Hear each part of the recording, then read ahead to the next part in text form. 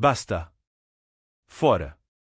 Volto a explicar, agora ponto por ponto, a catástrofe estratégica monstruosa com que o PT destruiu a si mesmo e a nação. No incipiente capitalismo brasileiro, as grandes empresas são quase sempre sócias do Estado, o único cliente que pode remunerá-las à altura dos serviços que prestam. 2. Por isso elas acabam se incorporando ao estamento burocrático de que falava Raimundo Faoro, o círculo dos donos do poder, que fazem da burocracia estatal o instrumento dócil dos seus interesses grupais, em vez da máquina administrativa impessoal e científica que ela é nas democracias normais. 3. Nesse sentido, o sistema econômico brasileiro não é capitalista nem socialista, mas sim patrimonialista, como destacaram, além do próprio Faoro, vários estudiosos de orientação liberal, entre os quais Ricardo Vélez Rodrigues, Antônio Paim e o embaixador J. O. de Meira Pena. 4. Nos anos 70 do século passado, os intelectuais de esquerda que sonhavam em formar um grande partido de massas tomaram conhecimento do livro de Raimundo Faoro, Os Donos do Poder.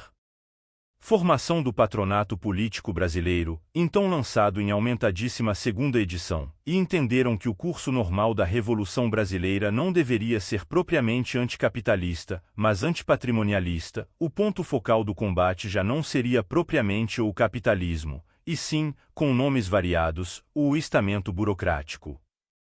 5. A definição do alvo era corretíssima, mas, ao mesmo tempo, o partido, como aliás toda a esquerda nacional, estava intoxicado de grancismo e ansioso por tomar o poder por meio dos métodos do fundador do Partido Comunista Italiano, que preconizavam a infiltração generalizada e a ocupação de espaços destinados a criar a hegemonia. Isto é o controle do imaginário popular, da cultura, de modo a fazer do partido o poder onipresente e invisível de um imperativo categórico, de um mandamento. Divino é. 6. A aplicação do esquema grancista obteve mais sucesso no Brasil do que em qualquer outro país do mundo. Por volta dos anos 80, o modo comum petista de pensar já havia se tornado tão habitual e quase natural entre as classes falantes no país, que os liberais e conservadores, inimigos potenciais dessa corrente, abdicaram de todo o discurso próprio e, para se fazer entender, tinham de falar na linguagem do adversário, reforçando-lhe a hegemonia ideológica, mesmo quando obtinham sobre ele alguma modesta vitória eleitoral em troca. Entre os anos 90 e a década seguinte, toda a política de direita havia desaparecido do cenário público, deixando o campo livre para a concorrência exclusiva entre frações da esquerda, separadas pela disputa de cargos apenas, sem nenhuma divergência séria no terreno ideológico ou mesmo estratégico.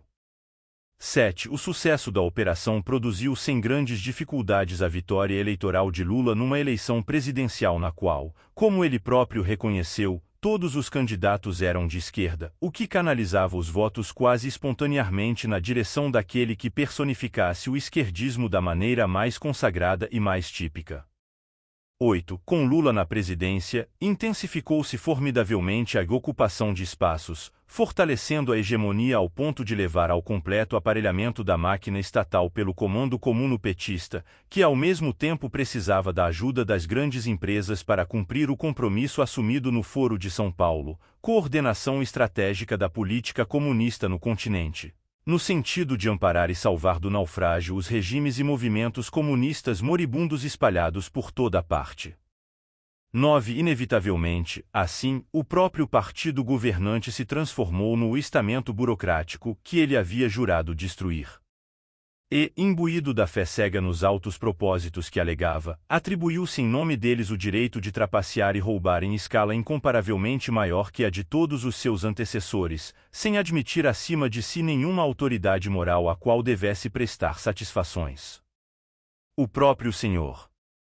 Lula expressou esse sentimento com candura admirável, afirmando-se o mais insuperavelmente honesto dos brasileiros, ao qual ninguém teria o direito de julgar, e isso no momento em que seu partido, abalado por uma tremenda sucessão de escândalos, já era conhecido no país todo como o Partido Ladrão por excelência. Assim, não apenas o PT fortaleceu o patrimonialismo, como frisou o cientista político Ricardo Vélez Rodrigues, mas se transformou ele próprio na encarnação mais pura e aparentemente mais indestrutível do poder patrimonialista, soldando numa liga indissolúvel a ilimitada pretensão esquerdista ao monopólio da autoridade moral, os anseios do movimento comunista continental, os interesses de grandes grupos industriais e bancários, o aparato cultural amestrado, mídia, show business, universidades e, last not least, o instinto de sobrevivência da classe política praticamente inteira. Tal foi o resultado da síntese macabra que denominei faorograncismo, a tentativa de realizar por meio da estratégia de Antônio Gramsci a revolução antipatrimonialista preconizada por Raimundo Faoro, na medida em que, ao mesmo tempo, instigava o ódio popular ao estamento burocrático e, por meio da ocupação de espaços, se transfigurava ele próprio no inimigo odiado, personificando-o com traços repugnantes aumentados até o nível do absurdo e do inimaginável. O PT acabou por atrair contra si próprio, em escala ampliada, a hostilidade justa e compreensível da população aos donos do poder, aos príncipes coroados do Estado cleptocrático. Imagem. Nós encontramos o inimigo e ele somos nós, diz o personagem Pogo, criado por Walt Kelly, de 1913 a 1973.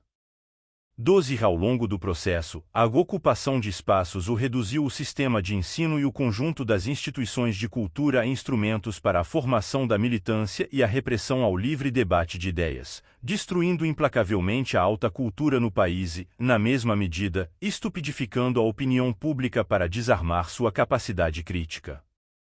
Ao mesmo tempo, no desejo de agradar a vários ou movimentos de minorias enxertados no Brasil por organismos internacionais, o governo petista fez tudo o que podia para desmantelar o sistema dos valores mais caros à maioria da população, contribuindo para espalhar a confusão moral, a anomia e a criminalidade. Esta última particularmente favorecida por legislações que não se inspiravam propriamente em Antônio Gramsci, mas numa fonte mais remota do pensamento esquerdista, a apologia do lumpenproletaria como classe revolucionária, muito em voga nos anos 60 do século XX.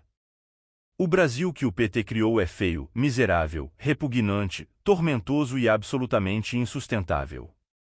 Cumprida a sua missão histórica de encarnar, personificar e amplificar o mal que denunciava, o único partido da história que fomentou uma revolução contra si mesmo tem a obrigação de ser coerente e desaparecer do cenário o mais breve possível. Por isso a mensagem que o povo lhe envia nas ruas, nos panelaços, nas vaias e nas sondagens de opinião é hoje a mesma que, em circunstâncias muito menos deprimentes e muito menos alarmantes, surpreendeu o desastrado e atônito presidente João Goulart em 1964. Basta! Fora!